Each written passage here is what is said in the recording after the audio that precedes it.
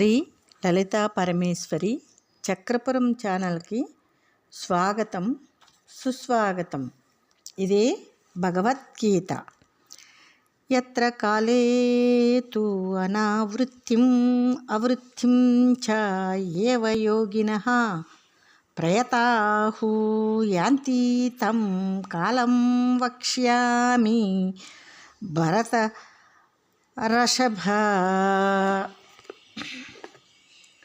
అర్జున, ఎటువంటి అవసాన కాలమందు దేహాన్ని విడిచిపోవచ్చున్న వారై ముక్తిని పొందుతున్నారో, అటువంటి అవసాన కాలమందు దేహమును విడిచిపోవచ్చున్న వారై పునర్జన్మను పొందుతున్నారో ఆ అవసాన కాలస్థితులను చెప్తాను. తత్వదృష్టితో అర్థం చేసుకో. అగ్నిజ్యోతి అహహ శుక్లః షట్మాసాః ఉత్తరాయణం తత్ర ప్రేతాః గచ్చంతి బ్రహ్మవిదః జనాః.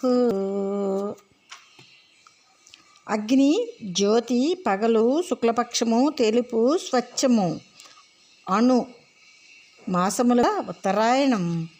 అక్కడ జగత్తులో ఇవి వెలుగును సూచించినట్లు ఆత్మజ్ఞానం అనే వెలుగున్న అవసాన కాల స్థితి యందు దేహాన్ని విడిచిపోయే బ్రహ్మజ్ఞానులైన జనులు, సాధకులు బ్రహ్మమును పొందుతున్నారు. అర్జున,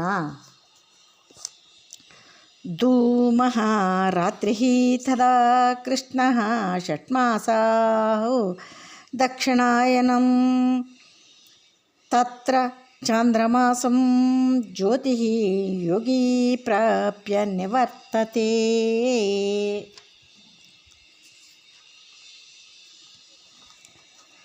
పొగ రాత్రి, ఇంకా కృష్ణపక్షము నలుపు చీకటి, అణు మాసములు గల దక్షిణాయనం. అక్కడ జగత్తులో ఈ వెలుగును ఆవరిస్తూ వెలుగును దూరం చేస్తూ ఉన్నట్లు ఆత్మజ్ఞానము ఆవరింపబడి స్థిరము కాని అవసాన కాలస్థితి యందు సాధకుడు వెలుగు ఆవరణలతో కూడుకున్న చంద్రుని వంటి జ్యోతిని, జ్ఞానాన్ని పొంది మరలా తిరిగి వస్తున్నాడు, మరలా జన్మిస్తున్నాడు అర్జున అని భగవానుడు అర్జునుడితో అంటే, శుక్లః కృష్ణా గతిః ఏతే జగతః శాశ్వతే మతే ఏకయా యాతి అనావృత్తిం అన్యయా ఆవర్తతే పునః.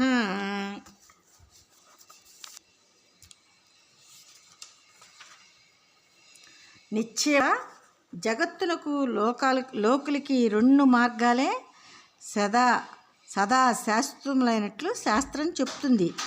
అవసాన కాల స్థితిలో కూడా పరిపూర్ణ ఆత్మజ్ఞానమునందు నిలిచి జన్మరాహిత్యాన్ని సాధించి బ్రహ్మాన్ని పొందుట మొదటి మార్గం. శుక్ల మార్గం, వెలుగు మార్గం, స్వచ్ఛమైన మార్గం.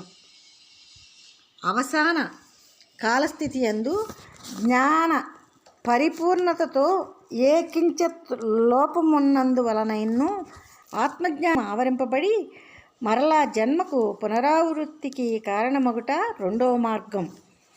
కృష్ణ మార్గం, చీకటి మార్గం అంటే ఉన్నవి ఈ రెండు మార్గాలే, వేరే మార్గం లేదు. మార్గముల విభజన చాలా ఉంటుంది.